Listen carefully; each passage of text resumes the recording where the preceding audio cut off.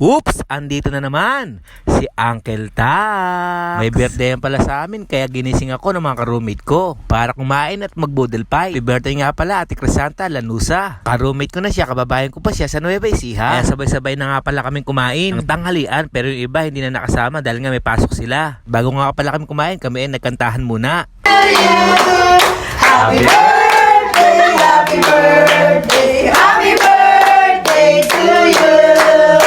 Yay! Happy birthday! Siyempre pag sa birthday yan, di mawala ang pansit, pampahaba ng buhay. Kaya eto na nga, nagkakainan na kami kaya mga Uncle Tax, kain tayo. Sarap talaga kumain pag sama-sama at salo-salo. Padami ang kain namin. Ayan, nalibre na naman ang kain ko ng isang araw. Salamat Ate Crisanta at happy birthday uli. Salamat at may paulam pa kami mamayang gabi kaya hindi na ako magluluto. Kalasa!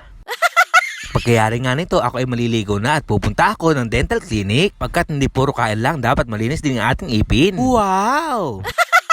Kaya nagtungo na ako sa National Dental Center. Sa hindi nakakala, ang National Dental Center ay matatagpuan dito lamang sa Satwa, sa Plot 107, Cedar Building, 2nd December Street. Habang hinihintay ko ang tawag ng pangalan ko, ako ay nagpapalamig at nagpapahinga muna at magbasa ng dyaryo. Kaya eto, tinawag na yung pangalan ko kaya sasalang na ako. Palilis na nga rin pala ako ng ngipin at saka crown. At ang mga doktor dito at staff dito ay napakababait. Maraming salamat pala kay Dr. Rena Padubatil Ali at sa kanyang assistant na si Miss Tinsi. Kaya sa mga kababayan ko dito, kung magpapalinis kayo ng ngipin, dito na lang sapagkat mura lang at abot kaya nyo pa. At hanapin nyo si Dr. Rena, napakabait ng doktor niyan. I-post nyo na lang para makita nyo ang mga presyo. At dito, ayos at sulit ang bayad nyo. At huwag kayong maglala, i-assist din kayo ng mga kababayan nating Pilipino. Kaya mga kababayan, ano pang hinihintay nyo? Tara na! Dito lamang yan sa National Medical Center sa Satwa. Kaya i-comment nyo naman kung saan umabot ang bidyong ito. Kaya hanggang dito na lang.